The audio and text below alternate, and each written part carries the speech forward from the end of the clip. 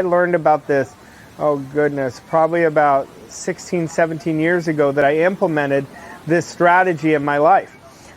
He kept telling me, you know, all I keep seeing is rabbits everywhere. Why am I seeing rabbits? And you're probably watching this saying, what is this video about? He's talking about rabbits. Well, I'm talking about creation in general, especially to how to create a world-class life. And I said, it's very simple why you're seeing rabbits everywhere. I said, in your brain, you have a system inside of your brain. It's called the reticular activating system. It's RAS. And you could research this for yourself.